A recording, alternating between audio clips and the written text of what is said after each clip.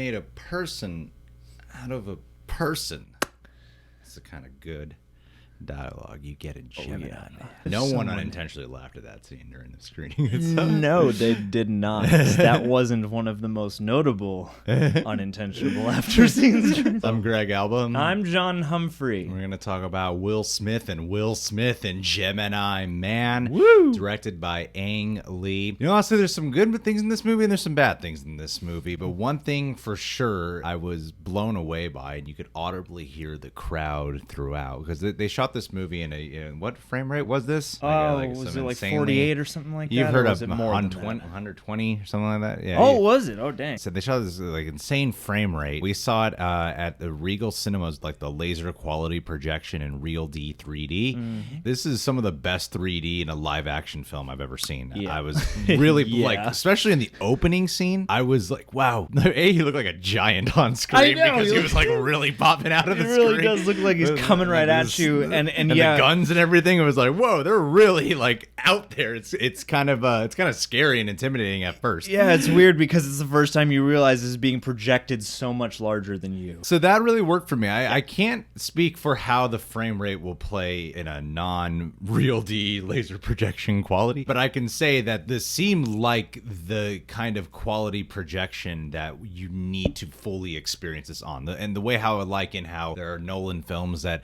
in order to truly grasp them, you need to watch them on an IMAX screen. The same rule of thumb I think would apply here for Ang Lee's visual approach. Yeah, find the best presentation you possibly can. Because it really worked. Like, the things to talk about for this movie, I think, are the frame rate, the action scenes, the double the wills, and then all the stuff in between all that. Yeah, that's kind of, there are two movies that exist within this. There's a really great piece of sci-fi action, and then there's a, really undercooked spy movie. Yeah, because I'll say the action I don't think is properly represented in the marketing for this movie. No, they really only majorly pull from like one or two sequences. There's action scenes in here that are plain and simple awesome. Like, they are visually stunning. You got this sci-fi element of having two Will Smiths fighting each other. The bike chase scene that you see teased in the trailer is so much cooler. There's so much that happens that that leads into it, and then when they get on the bike, this amazing tracking shot. Yeah,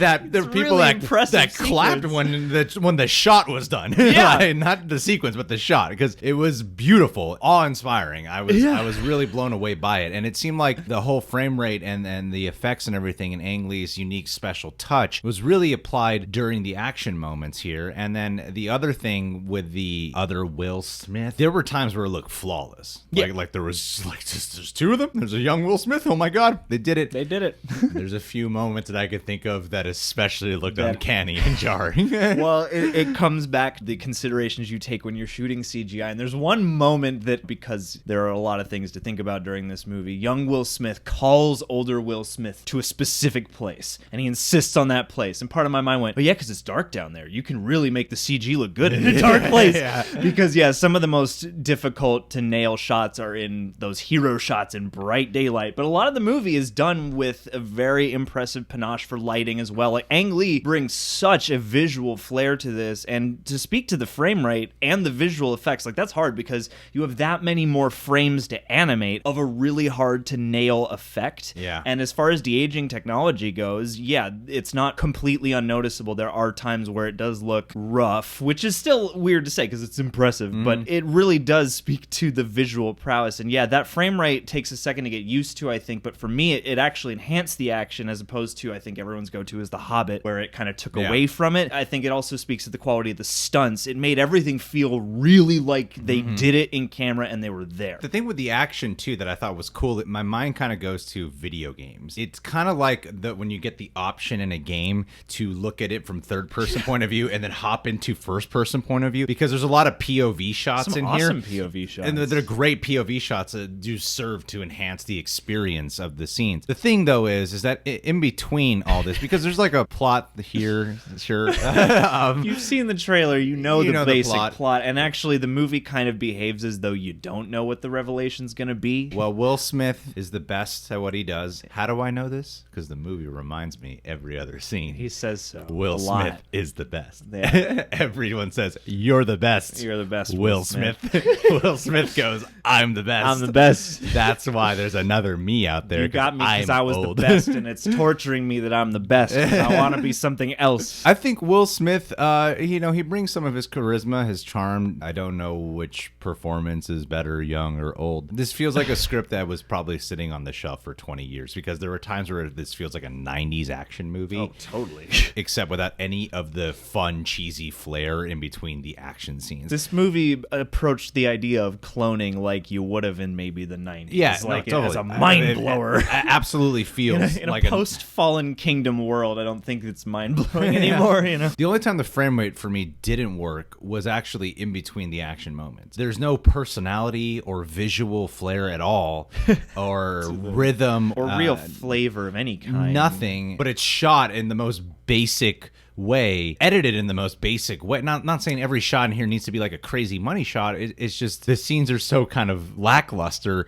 that the frame rate was then distracting to me because I'm like, why didn't you just save the frame rate moments? Maybe they might have been inconsistent. Yeah. But for me personally, I was kind of like, maybe you should just save the cool frame rate scenes for the action moments, not have to worry about your frame rate and made a more visually interesting scene within just dialogue driven narrative, because most of this movie's not action and most of it is plot, really on the nose expositional. Like there are some major just monologue exposition dumps in here that I'm like, this is really just going and going and going. It feels almost like a college script project that got elevated with this amazing technology, because all of the dialogue is pretty much boilerplate spy thriller dialogue. They all talk like cool spy people. They even address each other in like the same cadences with the last name first, and like, oh, did Lassiter set you up this way? It's just, it all has no defining flavor beyond the action sequences.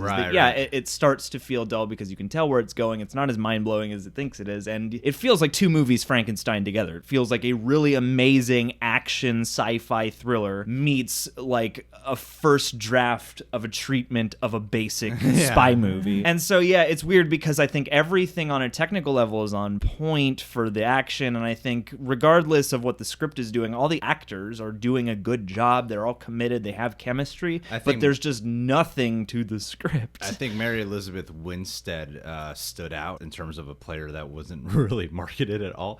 I thought she did a really good job. Will Smith's fine. I thought he was good. Like I liked him enough by the end of it that I was like, I think like if this script was great, this could have been really cool. If you're gonna get multiple Will Smiths, I think you really got to serve the character a lot better. That's the only part in the writing where I'm like, you really should have done a better job, because you could have 1,000%. you had plenty of time to really toy with the way this messes with either one of their psychologies in a really gripping way. They kind of just meet the bare minimum required, and it's for the and then Will Smith is doing his best to really elevate those scenes for sure. He does bring the emotional depth to it. The problem is the script is resting the entirety of the quality of the character just in whatever homework Will Smith did. And that's true of almost every character, because there isn't anything that is very original beyond action spy movie cliches. Clive Owen is just as generic as we thought he would be.